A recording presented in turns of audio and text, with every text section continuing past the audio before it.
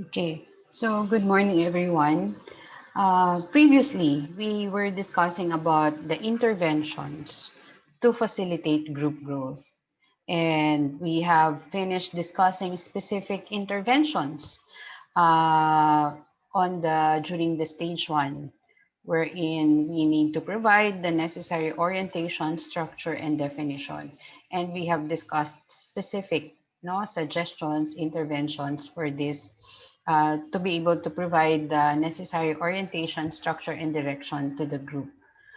And another main intervention no, to facilitate growth of the group is processing, negotiating, and resolving conflicts to members' satisfaction.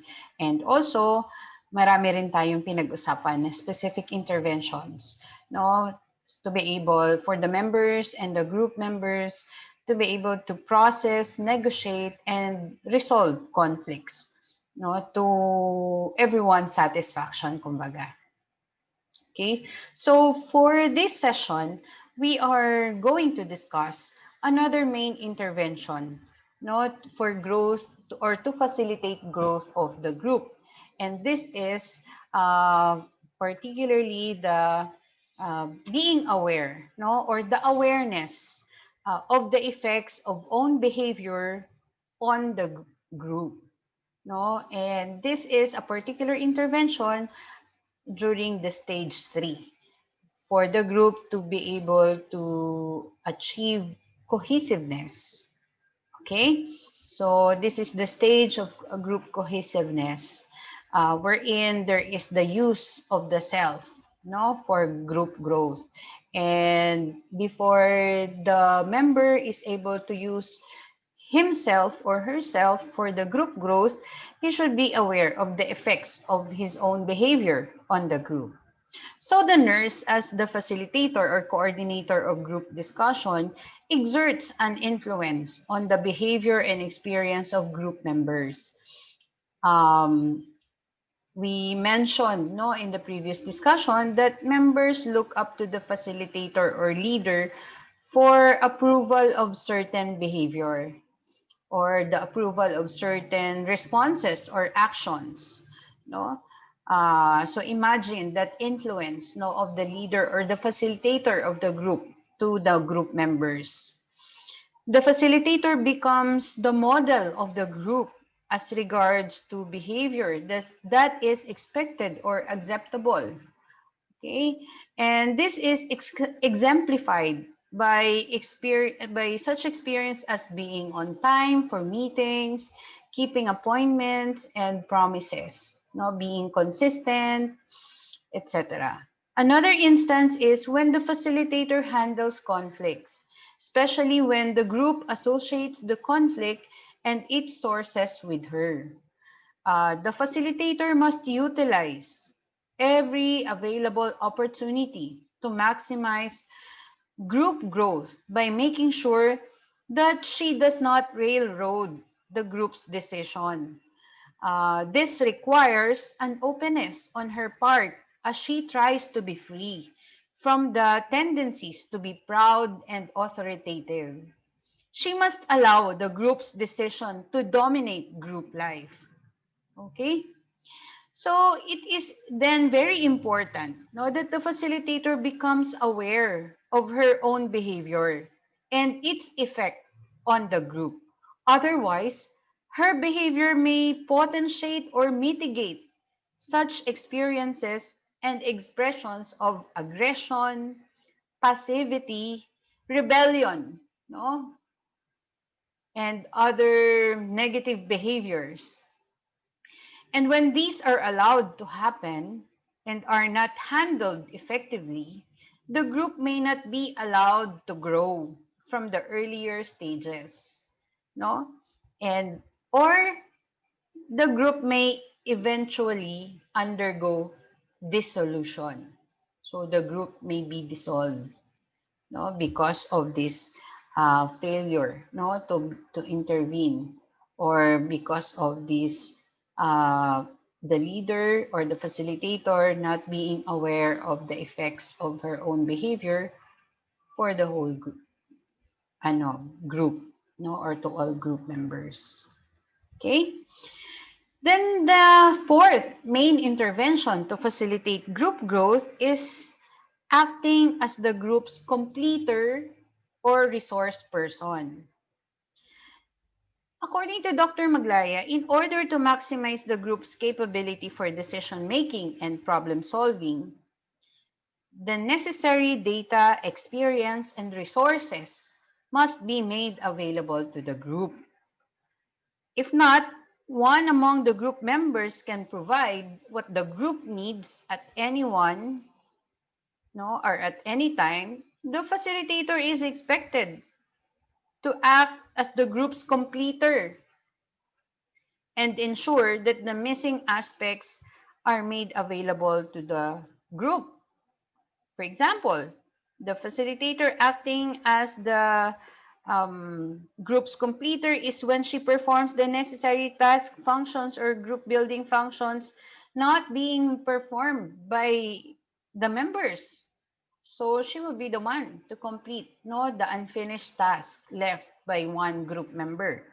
Another example is when the necessary expertise or information is not available, no, so the facilitator or the leader of the group acts as a resource person to have this accessible to the group for good decision making.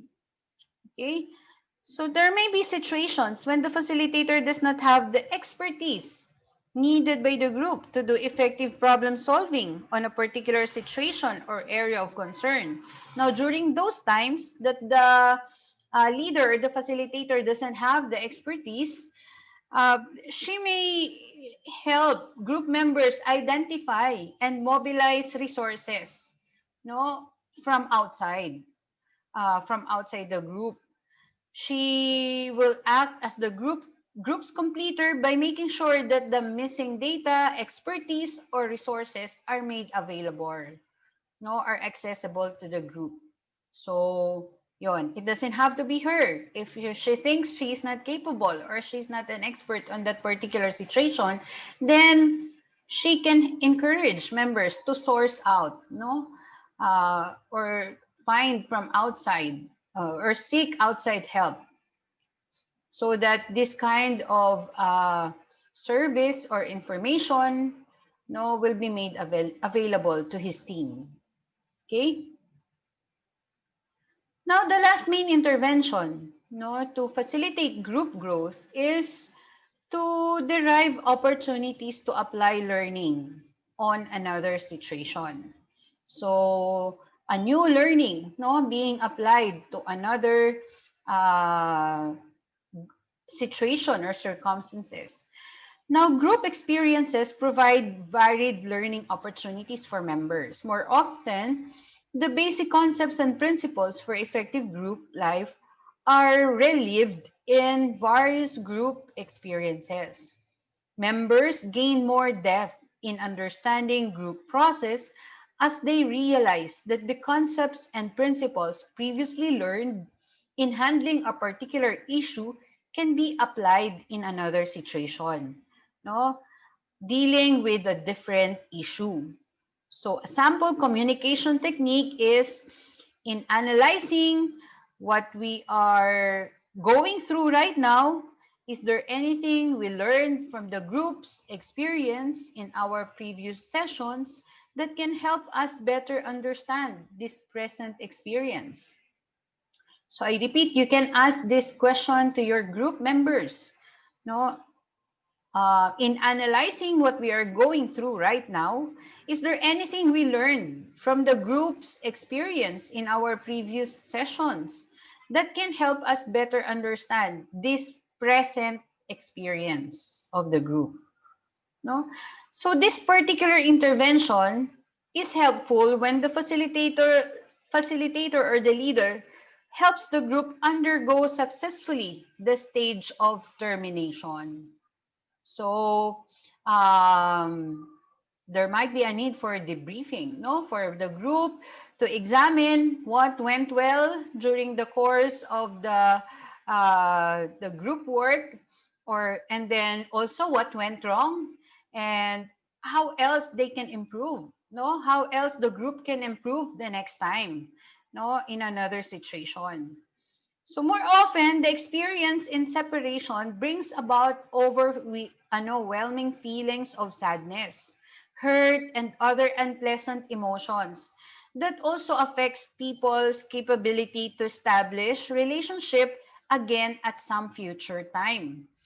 So by deriving the learning opportunities that group life offered the members, the facilitator can help them realize that the advantages of investing resources, efforts, time, and feelings for a successful group work far outweigh the unpleasant emotions of separation, no matter how real they may be. No? So it outweighs those unpleasant emotions. Kumbaga, ano nga eh, it is worth it after all those hurts, no, after all the troubles. Kasi sabi nga ni Little Prince, it is better to have loved and lost than to never have loved at all. Diba? You're familiar with that book, no, of the Little Prince? Yeah, it's worth it. Despite all the troubles, despite the difficulties, the challenges, not all the learning experiences that we have gained from a certain group work, no, or from a certain project, uh, compares to I mean, it's just worth it. It provides meaning and depth and breadth and height, no, to our life experiences. Okay. Now there are recommended activities, no, suggested by Dr. Maglaya to enrich, no, the group, no, to provide opportunities also to apply the concepts and principles, no, that she shared in her book, no, on community health nursing. She said that number one, the first recommended activity is during meetings with co-nurses or members of the multidisciplinary team, observe and identify. Number one, the characteristics or behavioral patterns demonstrated by members as they go through the group experience. So you as the community health nurse, or you as the leader, the facilitator, must be a keen observer, no, of the characteristics of your members, of the behavioral patterns they are demonstrating, no, as they go through each stage of group development. Also, um, identify the blocks or barriers to group growth or productive discussion. Because when you are able to identify these blocks or barriers, then you would know what to uproot or what to remove, right? So that these blocks or barriers will no longer be blocking or hindering the growth of the group. So they must be removed. And you can only remove them if you know what are these blocks or barriers. The next recommendation of Dr. Maglaya is that you as a nurse must identify also the interventions, the tasks, and the techniques being utilized, no, in each stage of group growth. And I hope, no, that during our discussion with me sharing, no, the recommendations of Dr. Maglaya, and also sharing with you some experiences or some examples, I hope that you are able to remember these interventions, specific interventions that facilitate group growth, no, the particular task and also some techniques, no, like the games. Okay. And the next is recommendation is to identify the leadership tasks and techniques also performed by the group members. Because, di ba, eventually during the stage of group growth or group development, members starts also to be active participants in decision making. So, and also asserting some leadership roles. No, and it's all right because at that time, the group is in the stage of performing.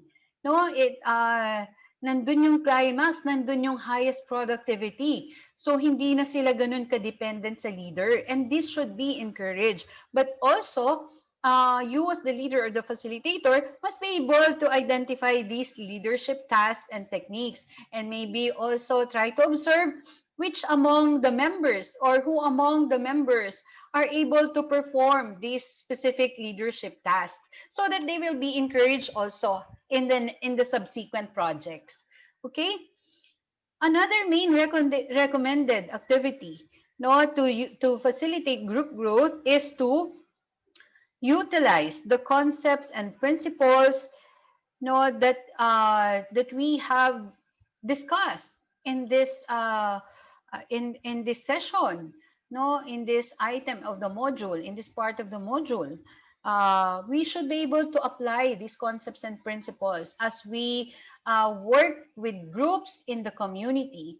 So now, no, as third year students, you already have experience how it is to handle people in the community, to deal with them, to engage with them. And somehow, right now, at this very moment that you are trying to learn on how it is to work with groups effectively and productively, then you can, pwede kayong humugot doon. Maybe you can look back, try to recall what happened, identify what went well, no, and